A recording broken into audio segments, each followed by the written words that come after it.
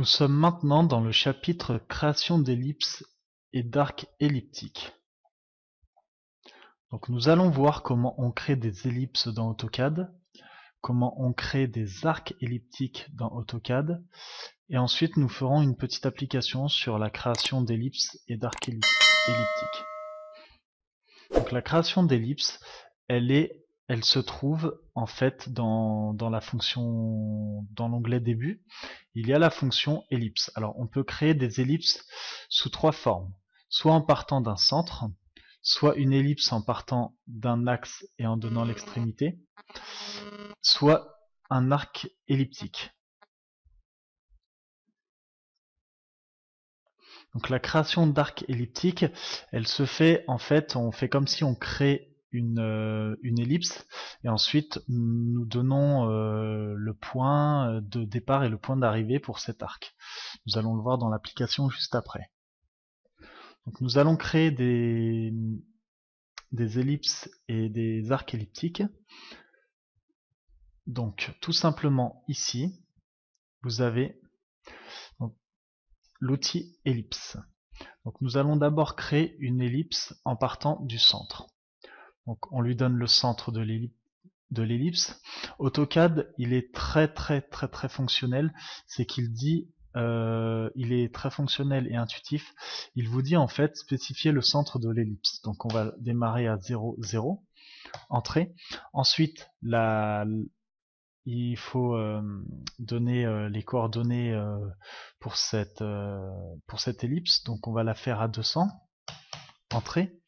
Et ensuite, la deuxième coordonnée, donc on va la faire à 110, entrée. Donc là, nous avons créé notre ellipse. Nous allons maintenant créer le deuxième type d'ellipse. Donc ellipse axe extrémité. Donc on lui donne l'extrémité. Donc on va lui donner 0, 0 pour vraiment voir la différence. Entrée. Ensuite on lui donne la première coordonnée. On va lui mettre 180. Et ensuite la seconde coordonnée. Et là on voit que le point de départ c'est vraiment l'extrémité de cette ellipse. Donc on va mettre 50, entrée.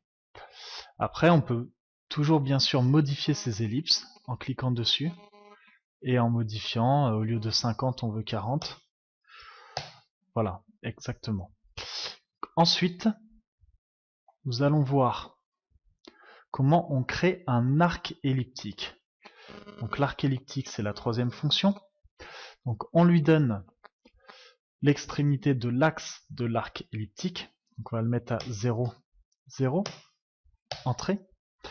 On va faire un arc elliptique qui est à 80, entrée. Ensuite qui a pour deuxième coordonnée 25, entrée. Le point de départ de cet arc elliptique, donc ici. Et ensuite, nous voyons que nous pouvons tracer cet arc elliptique en fonction de ce que l'on veut. Et c'est l'angle de fin que l'on donne en fait. Donc là, on est à 0 et on a tracé notre arc elliptique qui peut toujours également être modifié. Donc, bien sûr, sur cette coordonnée et sur l'autre.